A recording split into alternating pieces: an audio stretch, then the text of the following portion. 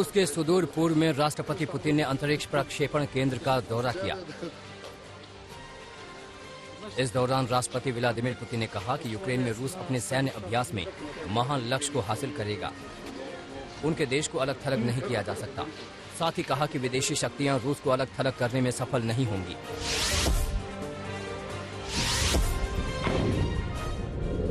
रूसी रक्षा मंत्रालय ने दावा किया है कि यूक्रेनी सैनिकों की मारियुपोल के स्टील प्लांट से भागने की कोशिश को नाकाम किया गया है।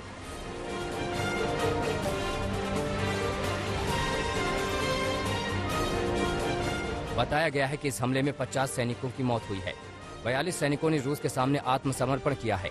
रूसी रक्षा मंत्रालय ने काला सागर में हमले का वीडियो भी जारी किया है।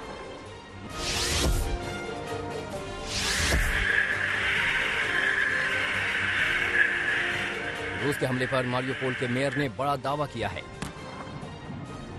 मेयर ने कहा है कि मारियुपोल में रूसी हमले में 10,000 से ज्यादा नागरिकों की मौत हुई है।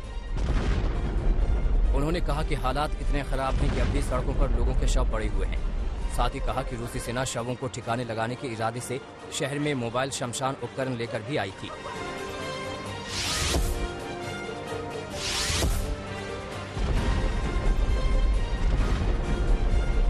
ब्रिटेन के सशस्त्र बलों के मंत्री जेम्स हैप्पी ने कहा कि ब्रिटेन की खुफिया एजेंसी जांच कर रही है कि मारियुपोल में रासायनिक हथियारों का इस्तेमाल हुआ है या नहीं।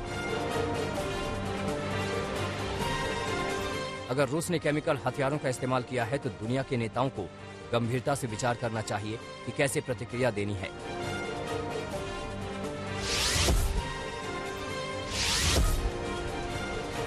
यूक्रेन के राष्ट्रपति ज़ेलेंस्की ने लिथुआनियाई संसद को संबोधित किया। उन्होंने कहा कि रूसी बैंकों और रूसी तेल पर यूरोपीय संघ को प्रतिबंध लगाना चाहिए। इसके साथ ही कहा कि अब हम और इंतजार नहीं कर सकते, हमें शक्तिशाली फैसला लेना होगा।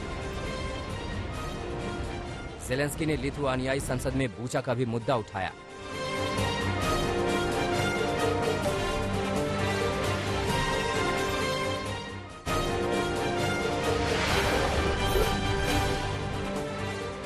नवाज शरीफ के पाकिस्तान लौटने का रास्ता साफ हो गया है।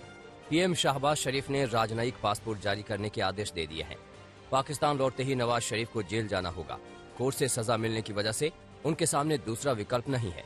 लंदन में मौजूद नवाज शरीफ ने अपने भाई और प्रधानमंत्री शहबाज शरीफ को शुभकामनाएं दी।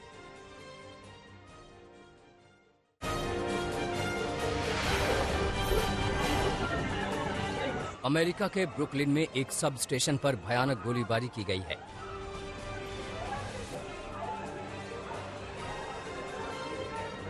तस्वीरें देखकर अंदाजा लगाया जा सकता है कि यह हमला कितना खतरनाक था।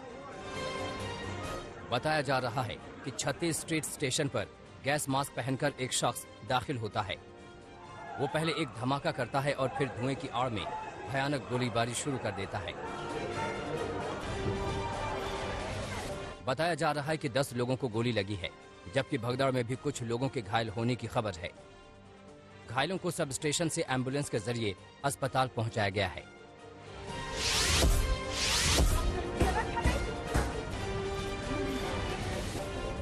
हमले की पूरी जानकारी अमेरिकी राष्ट्रपति जो बाइडेन को दी गई है। वहीं पूरे न्यूयॉर्क में अफरा तफरी की स्थिति है। पूरे न्यूयॉर्क को हाई अलर्ट पर रखा गया है। न्यूयॉर्क में कई स्कूलों को खाली करा लिया गया है। कई स्कूलों को बंद भी किया गया है। न्यूयॉर्क और मैनहट्टन के बीच चलने वाली ट्रेन को फिलहाल रोक दिया गया है। तस्वीरें देखिए, यह हमला कितना खतरनाक था और लोगों में किस कदर दहशत देखी जा सकती है।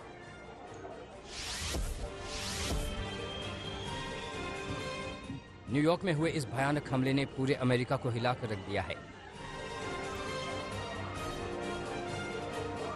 बताया जा रहा है कि न्यूयॉर्क के कुछ स्कूलों को खाली करा लिया गया है।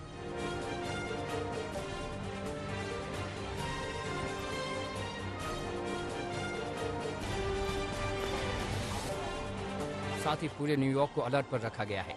जांच की जा रही है कि क्या यह हमला आतंकी हमला था।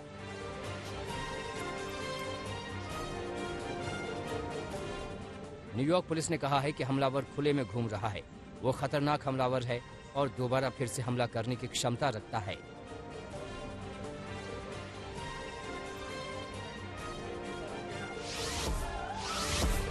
न्यूयॉर्क शूटआउट में पुलिस ने एक वैन जब्त किया है। बताया जा रहा है कि इस वैन का कनेक्शन हमलावर से हो सकता है। हालांकि अब तक इसकी पुष्टि नहीं हुई है। उधर अमेरिकी राष्ट्रपति जो बाइडेन ने कहा है कि जब तक हमलावर पकड़ा नहीं जाता तब तक हम चुप नहीं बैठेंगे।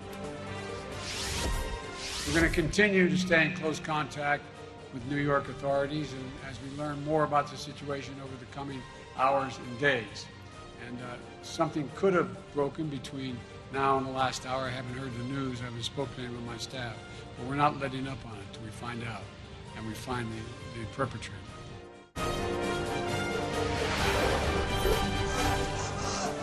उत्तर प्रदेश के स्थानीय निकाय चुनाव में बीजेपी को बड़ी जीत मिली है।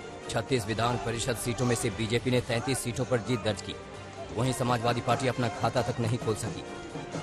सूबे की 36 एमएलसी सीटों में से 9 सीट पर बीजेपी पहले ही निर्विरोध जीत दर्ज कर चुकी थी और बाकी जिन 27 सीटों पर मतदान हुआ था उन 24 सीटों पर बीजेपी ने जीत हासिल की। विधान परिषद चुनाव में बड़ी जीत के बाद यूपी के डिप्टी सीएम केशव प्रसाद मौर्य ने समाजवादी पार्टी पर हमला बोला। केशव मौर्य ने कहा कि विधानसभा चुनाव में जनता ने गुंडागर्दी को नकारा था, अब जनप्रतिनिधि और जनता का समर्थन मिला। विधान परिषद के चुनाव में समाजवादी पार्टी समाप्तवादी पार्टी हो गई है। पहले गुंडागर्दी को जनता ने नकारा, अब जनता के द्वारा चुने गए जनप्रतिनिधियों ने नकारने का काम किया है।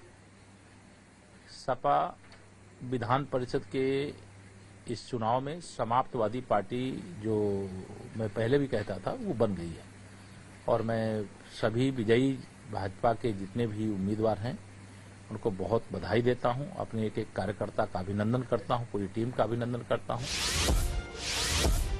दिल्ली के मुख्यमंत्री अरविंद केजरीवाल और पंजाब के मुख्यमंत्री भगवंत मान ने पंजाब में 300 यूनिट बिजली मुफ्त दिए जाने की घोषणा पर चर्चा की। ये बैठक अरविंद केजरीवाल के घर पर हुई। बताया जा रहा है कि पंजाब में 300 यूनिट बिजली हर घर को मुफ्त देने का प्लान तैयार हो गया है। जल्दी इसकी घोषणा की जाएगी। पंजाब में विधानसभा चुनाव के दौरान आम आदमी पार्टी ने सरकार बनने पर 300 यूनिट मुफ्त बिजली देने की घोषणा की थी। सरकार बनने के बाद अब विपक्षी पार्टियां इस वादे को लेकर मान सरकार पर सवाल उठा रही हैं। बिहार के मुख्यमंत्री नीतीश कुमार की सुरक्षा में फिर चूक का मामला सामने आया है। नालंदा में मुख्यमंत्री नीतीश कुमार की संवाद यात्रा के दौरान अचानक हुए विस्फोट से अफरा तफरी मच गई। जिस जगह पर यह धमाका हुआ है वो सीएम नीतीश कुमार से महज 15 फीट की दूरी पर था। पुलिस ने मौके से एक आरोपी को गिरफ्तार कर लिया। इस घटना को लेकर प्रशासन की चिंता ज्यादा इसलिए बढ़ गई है क्योंकि कुछ दिन पहले पटना में भी नीतीश कुमार की सुरक्षा में चूक हुई थी। तब पटना के बख्तियारपुर में एक युवक ने सीएम नीतीश पर हमले का प्रयास किया था।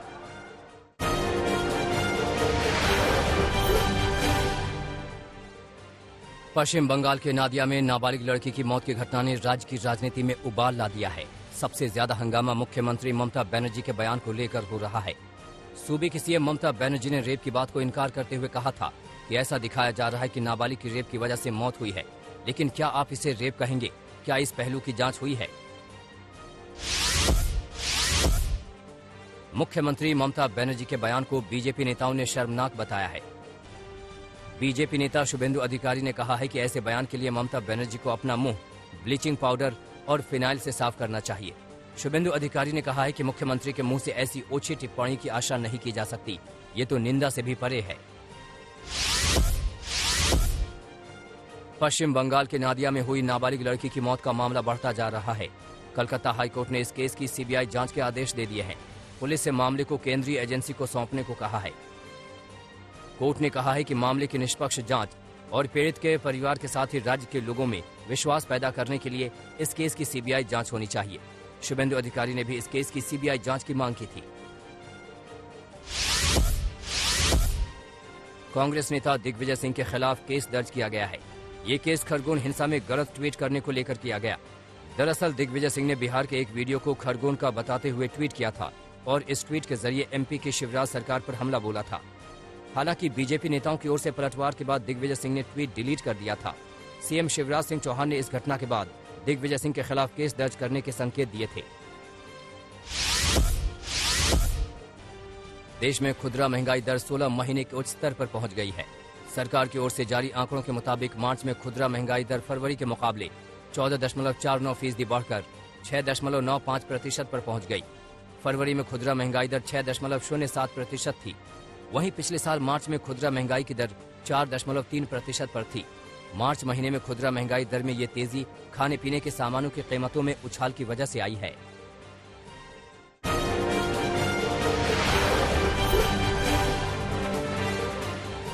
ब्रिटेन के पीएम बोरिस को लॉकडाउन पर पार्टी करना भारी पड़ा है। पीएम जॉनसन और वित्त मंत्री ऋषि सुनक पर अब जुर्माना लगेगा। इन दोनों नेताओं पर कोविड लॉकडाउन नियमों के उल्लंघन का आरोप लगा था। इस पूरे मामले को पार्टी गेट स्कैंडल का नाम दिया गया था। फ्रांस के पूर्व राष्ट्रपति निकोलस सार्कोजी ने राष्ट्रपति चुनाव में इमैनुअल मैक्रों का समर्थन किया है। सार्कोजी ने कहा कि मुझे लगता है कि उनके पास पर्याप्त अनुभव है जो अंतर्राष्ट्रीय संकट से बाहर निकालने में मदद करेगा। 24 अप्रैल को दूसरे दौर में मैक्रों का सामना दक्षिणपंथी नेता ले पेन से होगा। फिलीपींस के लेयते प्रांत में मैगी तूफान से भारी तबाही मची है। यहां भारी बारिश और लैंडस्लाइड से 25 से ज्यादा लोगों की मौत हुई है। कई लोग घायल बताए जा रहे हैं। भारी बारिश की वजह से घरों में पानी घुस आया है और बिजली सप्लाई भी बाधित हुई है। अमेरिकी राज्य न्यू मैक्सिको के जंगलों में लगी आग और विकराल हो गई है। तेज हवाओं की वजह से रिहायशी इलाकों तक ये आग फैल गई है।